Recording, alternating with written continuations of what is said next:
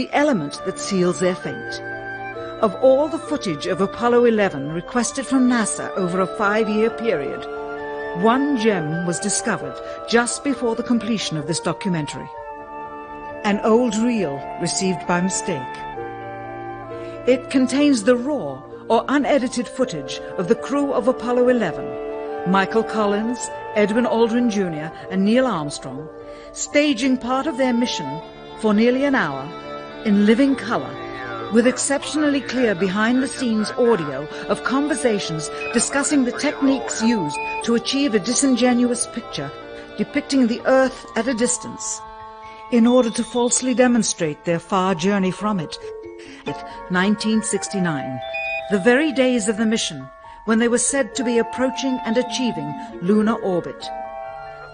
In this never-before-seen or heard footage, not only is the radio conversation between the astronauts and Houston Control audible, there is a secondary, private conversation taking place between the crew and a third confidential party, prompting the astronauts with what to say, when to speak, and how to effectively manipulate the camera to achieve the desired misleading effect.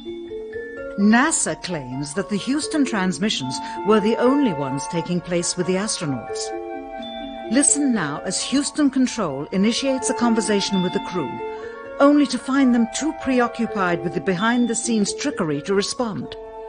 Moments pass and the oversight is picked up on by the clandestine third party, who quickly prompts them with talk. Immediately, Neil Armstrong speaks. Hello, Apollo 11. Houston, Goldstone says that the TV looks great. Over.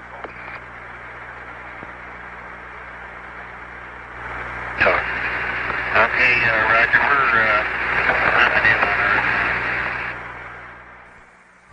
We're Again, the illusion they are attempting to create is the Earth at a distance, to demonstrate their far journey from it, and their ability to survive passing through the Van Allen radiation belts.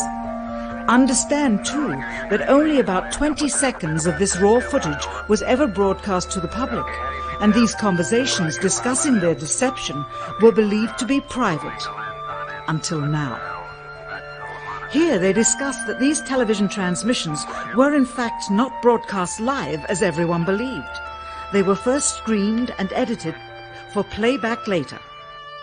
Roger, Neil. We just wanted a narrative such that we can, when we get to playback, we can sort of correlate what we were seeing. Thank you very much. Here they discuss the fact that they have turned out the lights and have blocked out sunlight from entering the spacecraft through the other windows, as to not cause any reflected light to fall onto the spacecraft's wall in the foreground. Okay, very good. Well, we shut out the sun coming in some of the other windows into the spacecraft, so it's looking through a number one window, and there isn't any reflected light. The reason this was done is so that the truth of the matter would not be revealed. It is this.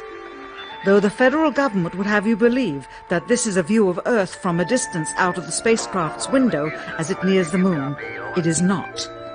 What they have ingeniously done is placed the camera at the back of the spacecraft and centered the lens on a circular window in the foreground, outside of which it is completely filled with the Earth in low orbit.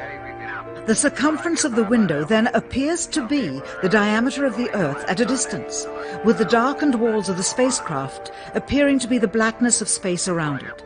That is why they wanted the interior dark and blocked out the sun from entering through the other windows. Here you can see the extruded window, probably 2 inches thick at the bottom. This is because the Earth's shine is coming in at a downward angle.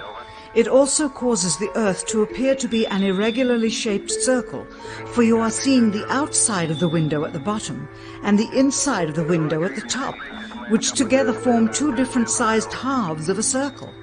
Subsequently, this take was never used. As they perfected the shot, a crescent-shaped piece of black material was inset slightly into the window to create the illusion of the Earth's terminator line dividing night and day. It is uncannily convincing. During this segment, intended to be edited and played back later for the worldwide television audience, dated July 18, 1969, Neil Armstrong condemns himself as he states that he is 130,000 miles out, or halfway to the moon, as the NASA flight log also states on this date, when he is in reality in low Earth orbit of a few hundred miles. Roger, Houston, Apollo 11. Calling in from about 130,000 miles out.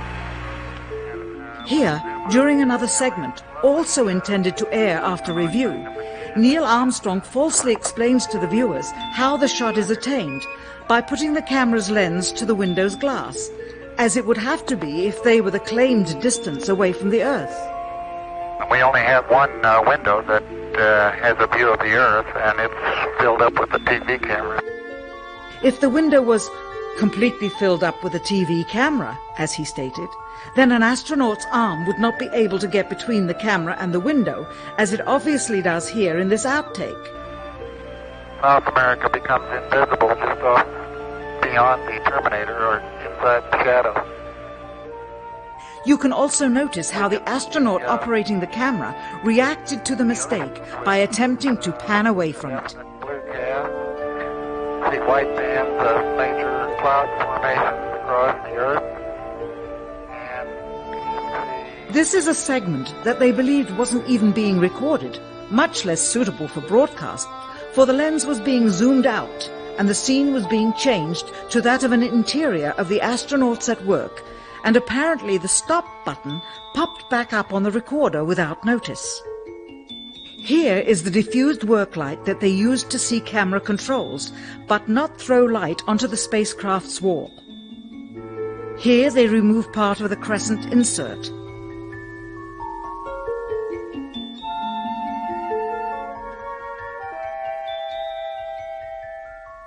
Finally, the iris is opened up and you can see the real location of the camera and the very bright and near Earth out the window.